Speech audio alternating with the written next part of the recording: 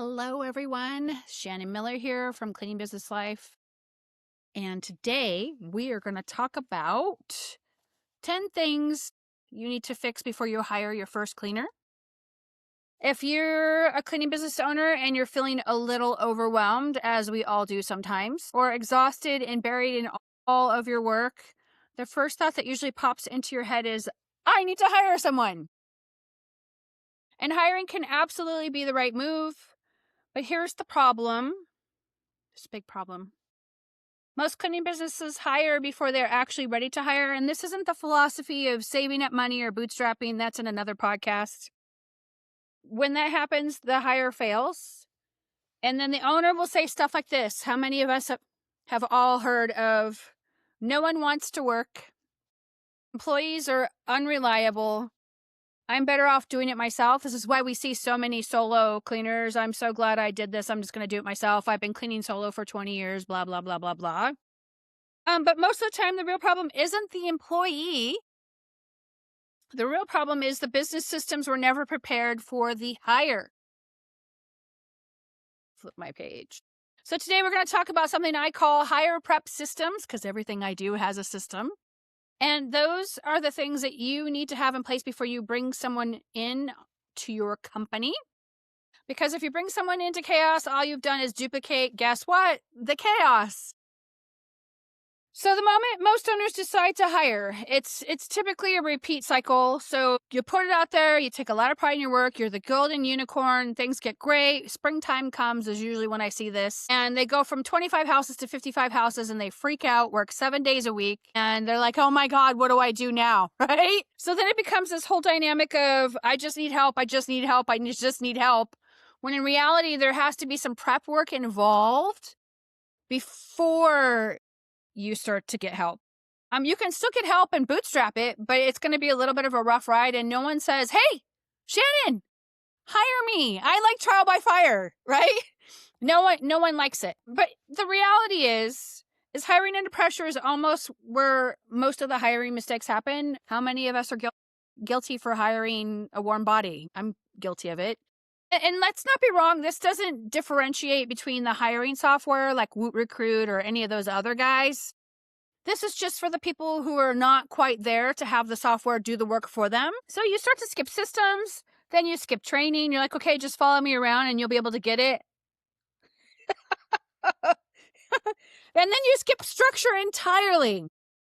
And when the hire doesn't work out, you assume the employees are the problem. And in actuality, you're partially to blame because you didn't have any systems set up. So I call this the hire prep system. So before you hire anyone, there's a few things that you should already have existing in your business. These systems protect the company. They protect the client. They protect the employee. Let's walk through the first 10. Number one. You got to know your numbers. I can't tell you how many times when I'm talking to people over the phone and I said, so what'd you gross last year? They have no idea. Their accountant or their bookkeeper didn't give them the numbers. I'm hoping the accountant and the bookkeeper are two separate people, but sometimes they're both. Or they have no clue over what they're running month to month or quarter to quarter, or even week to week. They have no idea. So you need to know your numbers. The system protects the company.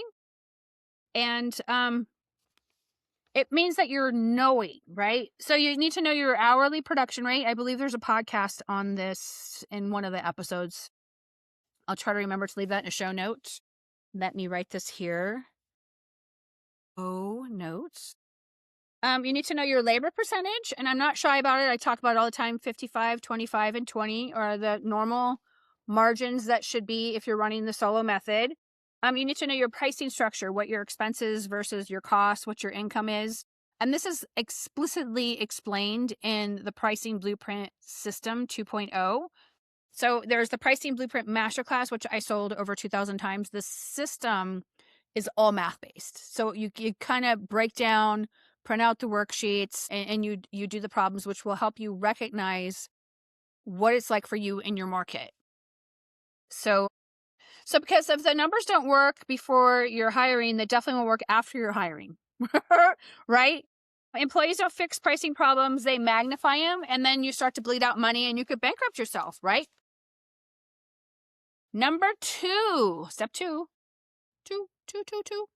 define the job clearly, which guess what? You need to have a job description. How many times have you been employed by someone else and they're like, you need to sign this? For me, it's employment at will, job description. Here's the employee handbook. Here's this, here's that.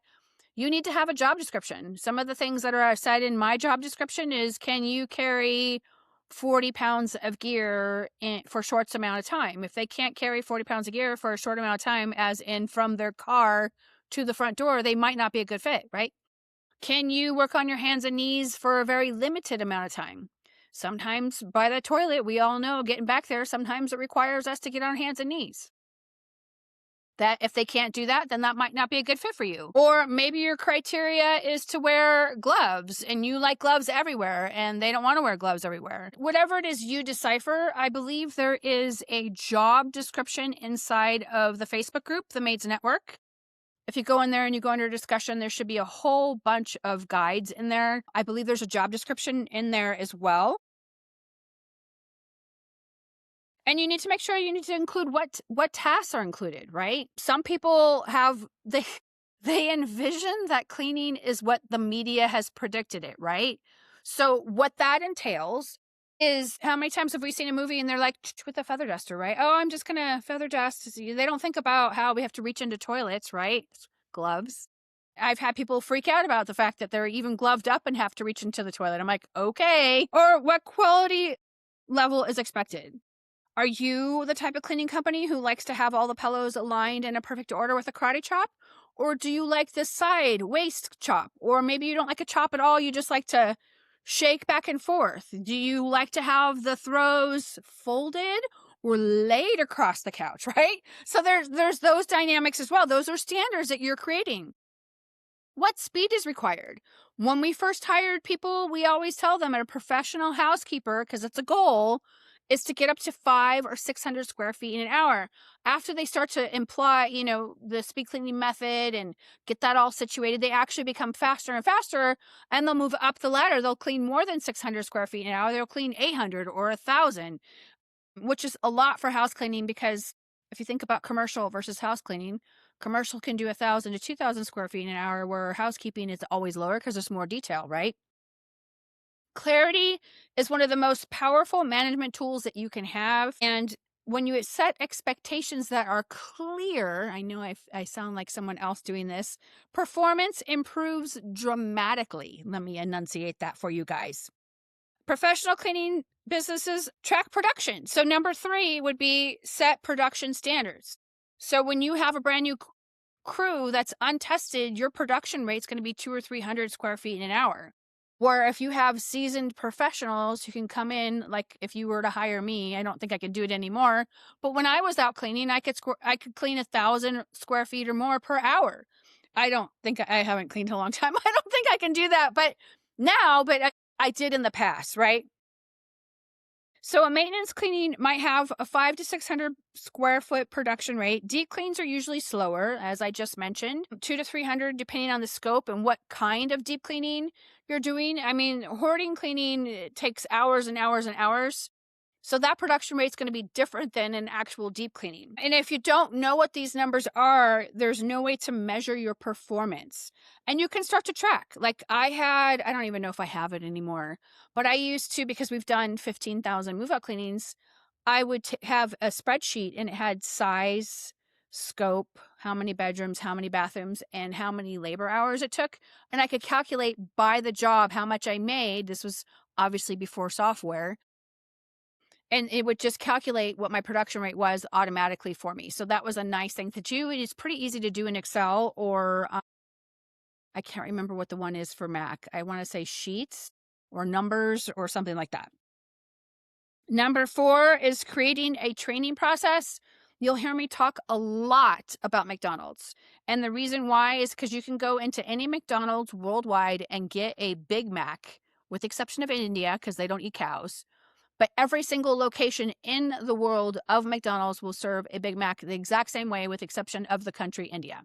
So they have systems in place, right? Every single person in the back of the house of a McDonald's, until robots and AI take over, can work every other position in the back of the house, so that if someone calls out sick, the world will not end, right? So creating a training process is super important. And you don't want it to be watch me today and do it tomorrow. It's hands-on training, right? Everybody knows cleaning is hands-on training. And give it another year or so and cleaning might not be so hands-on. It might be that you watch this or you engage with this AI and we're going to show you what we're expecting, right? Every new cleaner should go through the exact same process. So think of a factory. Start here, go through the mid-range. It's not going to be like the I Love Lucy episode where she's eating the chocolate because it's going faster than she can do with the production. And it's the exact same procedures, exact same checklist, exact same expectations, just like McDonald's. Consistency in training creates consistency in results. Number 5, standardize the cleaning system. Thank God for Jeff Campbell, the godfather of speed cleaning. If you have not seen who he is, he's still around, but he's retired, obviously. But you can go to YouTube and look up his videos, speed cleaning with Jeff Campbell. And they're totally like 1980s, 1990s, but it's totally okay. You get the same benefit as if you bought a private system. I think that private systems are just updated with, fresher uniforms. But a professional cleaning company is going to clean in order, right? Most of the houses that we have here where I'm located have 3 levels. So the ideal situation is to start at the top letter, do the main level, and then leave in the bottom level. But it could be that the person has small children and maybe their kids are napping by the time you guys show up. And maybe you're doing the bottom level and then the main level and then the top level. However you work it, you want to work it as a system so that you don't have to think about it. It's not brain surgery, and that you're able to go about your day and get your things done. Step 6 is defining company standards. Start early now, especially with the advent of AI. It's not that hard to create SOPs. It's not like you have to think really deep anymore about, well, we're going to do this. If this happens, what do we do that? I've had a lot of life experience in my businesses and personally. That's how come I know so much, right? I've made a lot of mistakes. I've had a lot of experiences. So your team represents your brand, which means you need clear standards around things like professional appearance. Do your cleaning techs look cleaned and pressed? I worked in a restaurant in Vegas in fine dining, and it only took one time for you to realize that if you did not show up cleaned and pressed 15 minutes before the start of your shift, guess what? You didn't get to work. Now, those standards are not applicable to today's standards. The employees have changed a lot. It's a different dynamic entirely. But those were the standards back in the day. So you had to be cleaned and pressed. Your shirt had to have creases in it. Your tie had to be perfect. Your hair could not be wild like mine is. Your fingernails need to be clean. I mean, they checked your nails. It wasn't like in Christian school where you had to shuffle down your skirt to make sure your skirt was that the standard was just above the knee, right? So you want to make sure that your uniforms are clean and pressed, that your people haven't been partying all night long and they're not all wrinkled and they didn't just whip out your uniform shirt out of the trunk and put it on. Guilty as charged in my 20s. You want to make sure that your arrival times are standard. So in the larger areas, actually it's starting to change a lot here where I'm at now as well, you need to have an operating window of when your cleaning techs are going to arrive. We used to say it used to be 10 minutes. We've had so many people move into my town that we can no longer say 10 to 15 minute window. We actually give people an hour. And the reason why is there's car accidents, the traffic. So that way it gives, and then some of the larger areas, the metropolitan areas like Sacramento, certain parts of Massachusetts, it's an hour or 2 hour window. It's because of traffic. It's crazy to try to get anywhere anymore. Behavior inside the homes is super important. For example, you don't want your cleaning tech drinking inside of a home. You don't want your cleaning tech vaping inside of a home. You don't want your cleaning tech eating inside of someone's home. You don't want your cleaning tech saying inappropriate things. I walked in one time to a cleaning tech who was shouting at the top of her lungs to her spouse over the phone while she was cleaning.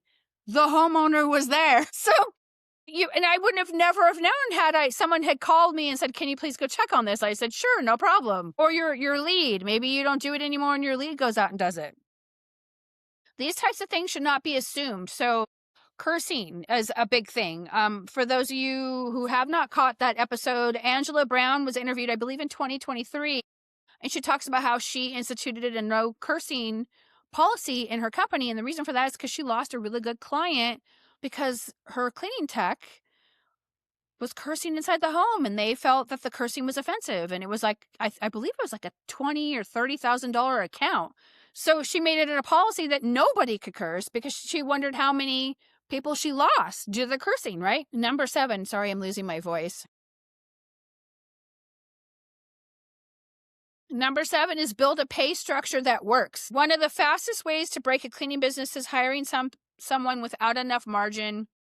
I actually spoke to someone the other day who has been cleaning the same house for about a decade for $120. Square footage is 4,000 square feet.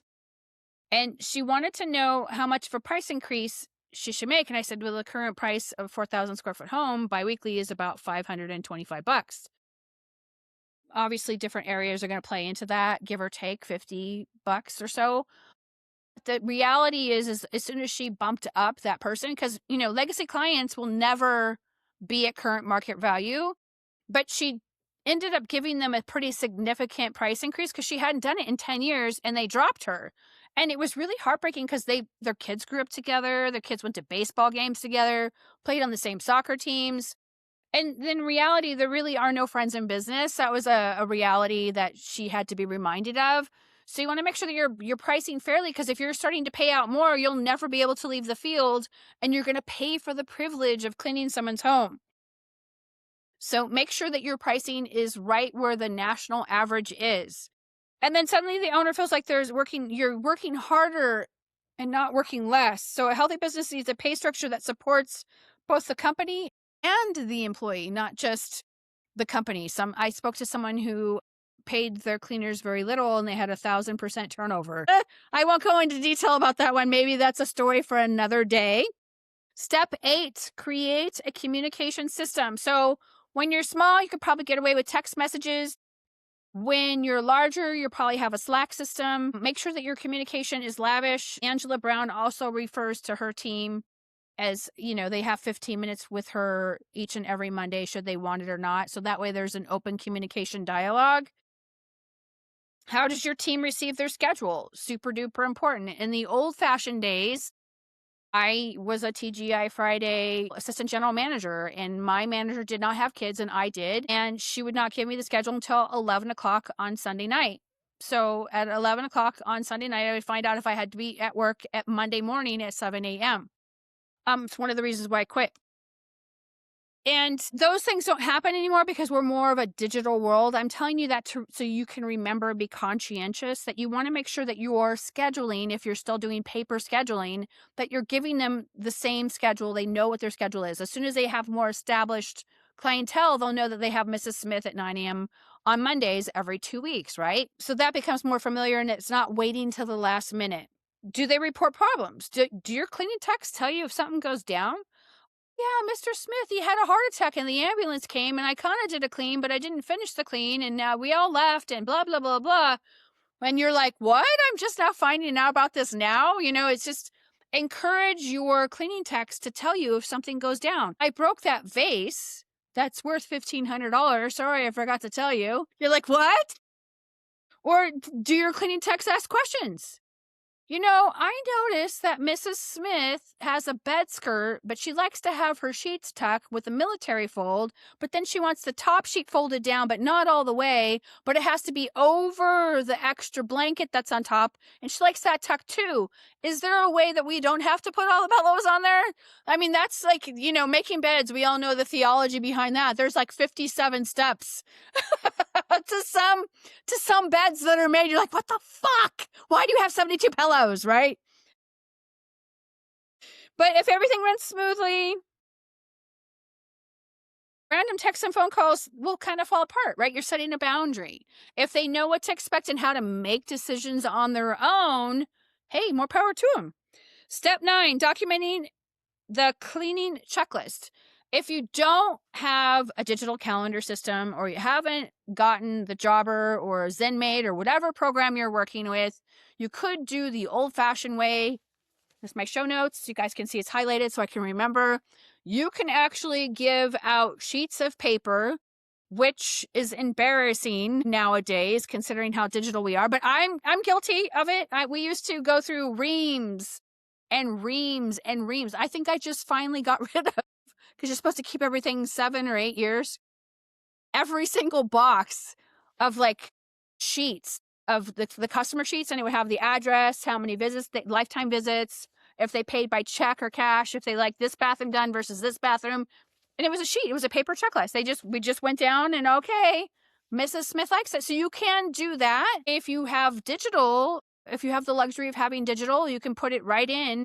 This person does not like you touching her pillows on, or the creepy doll on the chair. That's an antique, don't touch it. I'm like, no problem. So making sure that you have a cleaning checklist is super importante. What gets dusted versus what doesn't get dusted. For example, we have several clients who have Picassos. Guess what? We don't touch them. Those don't get dusted. There is a certain knowledge that has to happen if you understand fine art.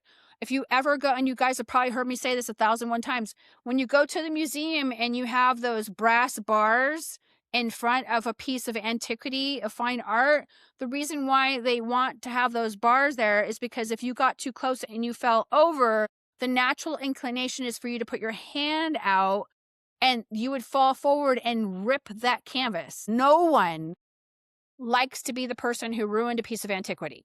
So if you don't know how to handle fine art, educate yourself before you attempt it on your own home. Don't attempt it in the client's home. And if you're not prepared, just say, you know what, we don't touch those things. My insurance will not cover it. Cut and dry, right? We have bronzes. Bronzes are, if anyone understands the process of creating a bronze, it's a lost wax process 9 times out of 10. They'll the mold deteriorates after a while, and they can only use it so many times, and they're limited. Sometimes they're 500 runs, sometimes they're 1,000 runs, sometimes they're 1,500. Once in a while, I'll see like 10,000 made.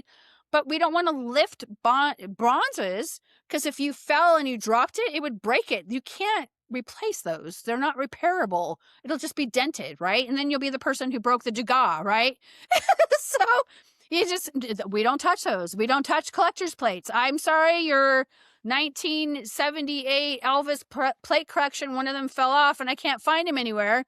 And then you end up finding it in a thrift store randomly, but the probability of finding it is rare. So we don't touch collector's plates, fine arts, flat screen TVs, certain pieces of electronics, because we don't want to be responsible for ruining them, right?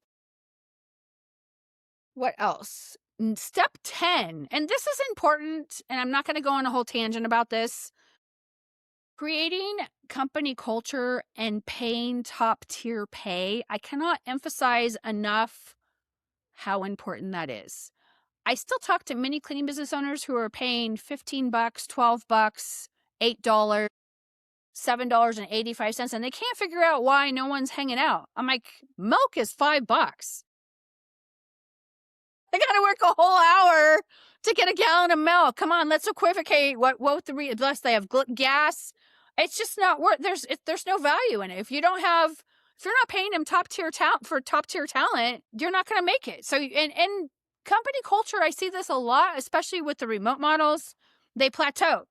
They get to a certain point, like 785,000, and they can't figure out why they're plateauing. It's because they have no connection to their cleaning techs. They have no connection to their clients. There is no company culture. They're just an ends to a mean to process and prime the pump for them to pull in the income. And that's that. So I said it. There we go. There's the truth bomb. So understanding your company culture, worshiping the ground that your cleaning techs walk on, because they really are golden unicorns and they generate a lot of money for you. Office staff doesn't generate revenue for you. Cleaning techs, I am not worthy. They generate revenue for the whole company. They're the ones that make it all work, right? And you want to make sure that your crew, your company culture is not chaotic, and reactive, but that it's calm, smooth running shifts.